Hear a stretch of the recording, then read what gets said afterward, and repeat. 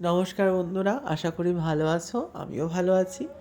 নতুন বছরে সবাইকে অনেক শুভেচ্ছা। নতুন বছরে মায়ের কাছে যাবো না তা তো হয় না, তো আমিও চলে গেছিলাম মায়ের কাছে, বঙ্গ কালীক্ষেত্র। তো সেখানে মা নানান জায়গায় নানা গল্প নিয়ে লুকিয়ে থাকেন। আশা করি এতক্ষণে তোমরা মন্দিরটি ঠিক চিনতে পেরেছো। হ্যাঁ, পূর্ব বর্ধমানের মা কঙ্কালেশ্বরী কালী মন্দির। দেখো, মায়ের দর্শন করো। মা এখানে চামুণ্ডা দক্ষিণা কালী রূপেই পূজিতা। দেখো রাধা মাধব, পাশে মাধবানন্দজি পরমানন্দ মিশনের এই যে পরমানন্দজি, এনাদের সাথে মায়ের দিব্যলীলা এখানে জড়িয়ে আছে, তাই এনারা মায়ের পাশেই থাকেন। এই যে পঞ্চমন্ডির আসন একবারে মায়ের মন্দিরের পাশেই, যাতে তোমরা চিনতে পারো তাই দেখালাম। এখানে সাধকের পঞ্চমন্ডির আসন। পিছনে যে বিল্ডিংটা তোমরা দেখছো, এখানে মায়ের ভোগ খাওয়ানো হয় 10 টাকার কুপনে।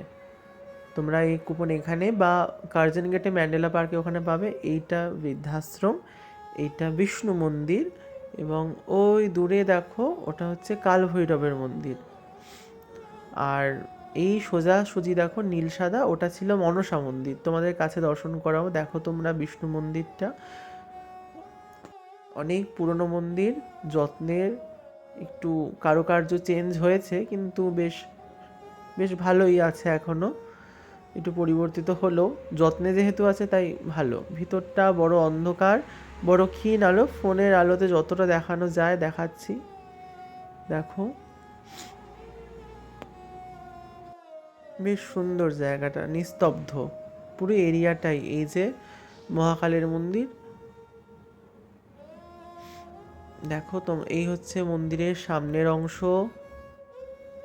আর বাবা থাকলে মেয়ে থাকবে না তা তো না। ওই যে দেখো মা মনসা, মনসা বৃক্ষ পাশে আছে, স্নুহী বৃক্ষ। এই যে বাবাকে দর্শন করো। আসলে বাবার মন্দিরে আলো নিষিদ্ধ, প্রদীপের আলোতেই পুজো হয়। তাই আমিও আর সাহস করে আলো দেখালাম না, যদি চটে যায় বলা তো যায় না, কি দরকার, তাই দেখালাম না। সবাই সবটা পছন্দ করে না। দেখো এই যে মনসা মন্দির। মনসা মন্দিরটা বেশ জমিদার বাড়ির মতো দেখতে। আসলে নীল সাদার দরুন কিছু বোঝা যাচ্ছে না, মানে এটা মন্দিরটা এই ভিতরে অংশ মন্দিরের যত্নে রাখার জন্য কারুকার্য রং কিছুটা পাল্টেছে, কিন্তু বেশ সুন্দর। ভিতরে মায়ের বিগ্রহ খুব খুব সুন্দর দেখতে, মাকে খুব মিষ্টি দেখতে এখানে। তবে যেহেতু আলোটা খুব ক্ষীণ, তাই তোমাদের খুব একটা ভালো করে দেখাতে পারছি না। এর মধ্যেও দর্শন করো একটু।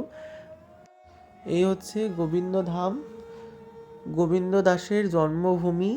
এখানেই তিনি দিব্যলীলা রচনা করেছেন। এই যে গোবিন্দ দাস, ওই যে নিত্যানন্দ মহাপ্রভু, রাধা মাধব, রাধা গোবিন্দ, আর এদিকে মহাপ্রভু। উনি বারবার বলেছেন, মন ছিল গোবিন্দ দাস, উনি মহাপ্রভুর দর্শন পাননি, তবে এখানে অদ্ভুতভাবে তিনি কত রচনা করে গেছেন, তার ইয়ত্তা নেই। তার কীর্তন আমরা সবাই শুনেছি, আমরা সবাই তার কীর্তনের ভক্ত। পারলে আসবেন, এখানে তার জন্মতিথিতে উৎসব হয়। এই যে ও আমাদের ওয়েলকাম করছিল, তাই ওর একটু ভিডিও করলাম। এটা স্মারক চিহ্ন। বেশ, আজকের ব্লগ এইটুকুই। টাটা।